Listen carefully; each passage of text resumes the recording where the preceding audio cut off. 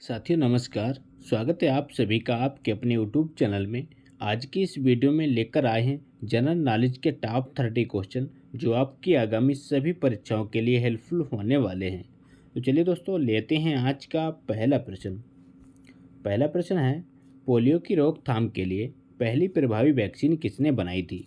बताइए दोस्तों, पोलियो की रोकथाम के लिए पहली प्रभावी वैक्सीन किसने बनाई थी?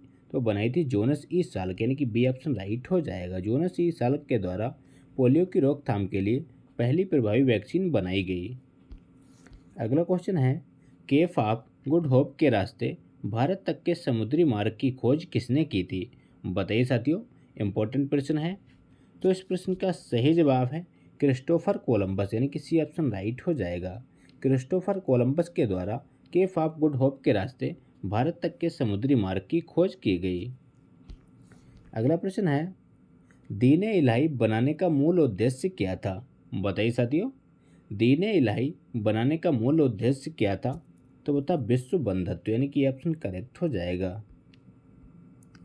अगला प्रश्न है, निम्नलिखित में से कौन सा लार्व का लाभ नहीं है?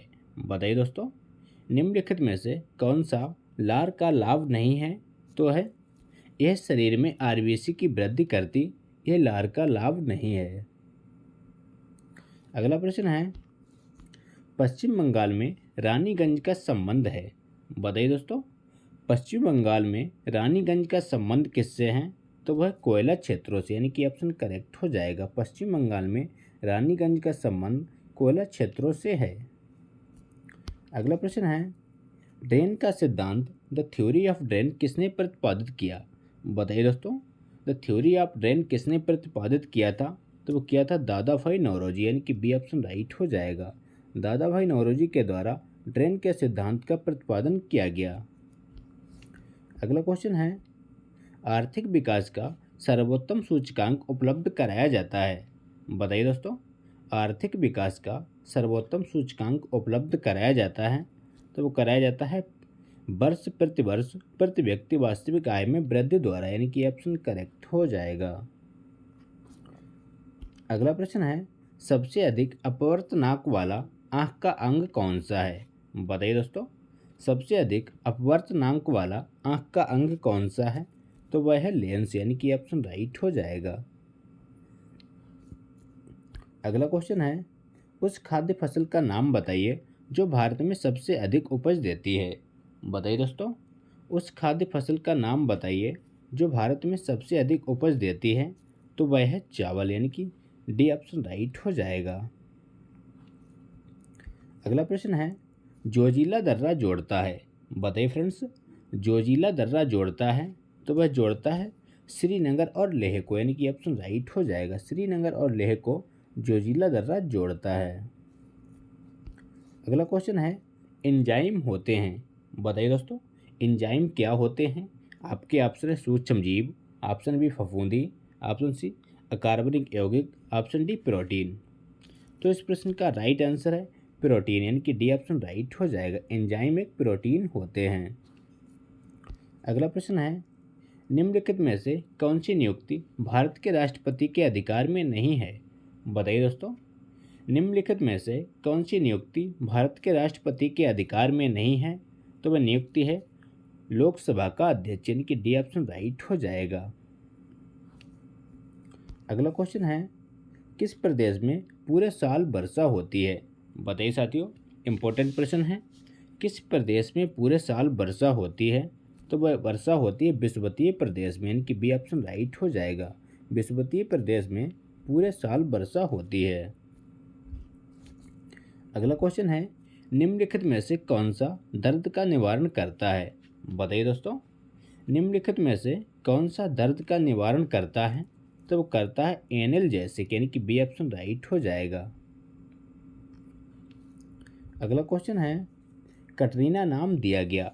बताइए दोस्तों, कटरीना नाम किसे दिया गया? आपके ऑप्शन है उपग्रह को, ऑप्शन बी तारे को, ऑप्शन सी ऊष्मा तरंग को, ऑप्शन डी प्रभंजन को।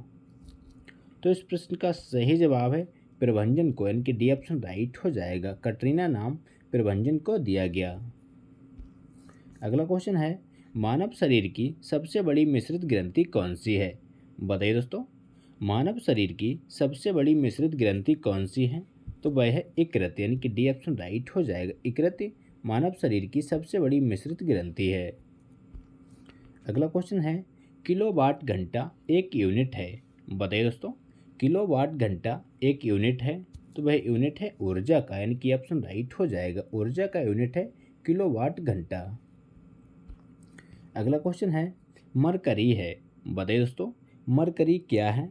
तो वह एक द्रव धातु है, यानी कि डी ऑप्शन राइट हो जाएगा। मरकरी एक द्रव धातु है, याद रखिएगा। अगला क्वेश्चन है, पहले अविश्वास प्रस्ताव और दूसरे अविश्वास प्रस्ताव के बीच कितना अंतर होता है?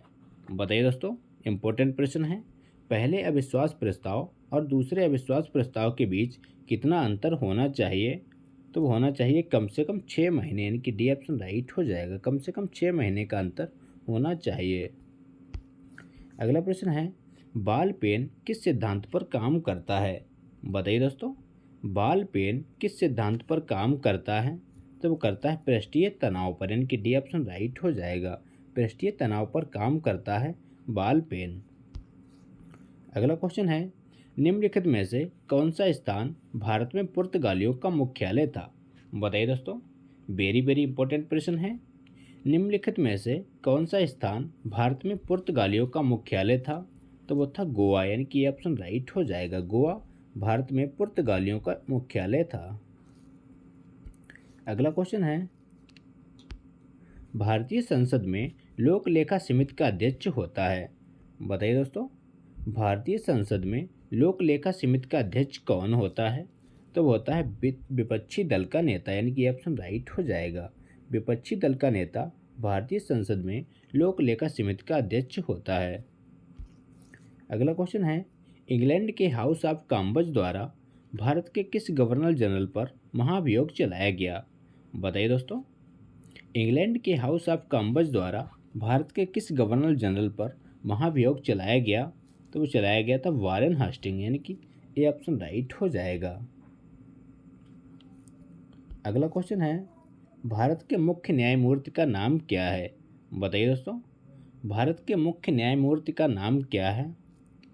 ये पूर्व न्यायमूर्ति हैं, इनका नाम है सरोज होमी कपाड़ी, यानी कि बी ऑप्शन राइट हो जाएगा। अगला प्रश्न है, वायु में हाइड्रोजन जब जलने लगती है तब पैदा करती है। बताइए दोस्तों, वायु में हाइड्रोजन जब जलने लगती है तब जल का उत्पादन होता है। अगला क्वेश्चन है, पन्ना मध्य प्रदेश में एक बहुत महत्वपूर्ण स्थान है, यह निम्न में से किस खदान के लिए प्रसिद्ध है? बताइए दोस्तों, तो मध्य प्रदेश का पन्ना हीरा उत्पादन के लिए जाना जाता है। अगला क्वेश्चन है, निम्नलिखित में से किसको आरबीसी का कब्रिस्तान कहा जाता? बताइए दोस्तों, किसको आरबीसी का कब्रिस्तान कहते हैं? तो वो कहते हैं प्लीहा को, यानी कि बी ऑप्शन राइट हो जाएगा। प्लीहा को आरबीसी का कब्रिस्तान कहा जाता है। अगला क्वेश्चन है, शरीर के साथ संपर्क में स्पिरिट ठंडी अनुभूति देती है क्योंकि वह एक अत्यंत वाष्पशील है, यानी कि बी ऑप्शन राइट हो जाएगा। अगला प्रश्न है, तंबाकू का धुआं स्वास्थ्य के लिए हानिकारक है क्योंकि उसमें होता है। बताइए दोस्तों, क्योंकि उसमें क्या होता है? तो उसमें निकोटीन होता है, यानी कि सी ऑप्शन राइट हो जाएगा। अगला क्वेश्चन है, बाल पाल तथा लाल अत्यंत प्रमुख नेता थे।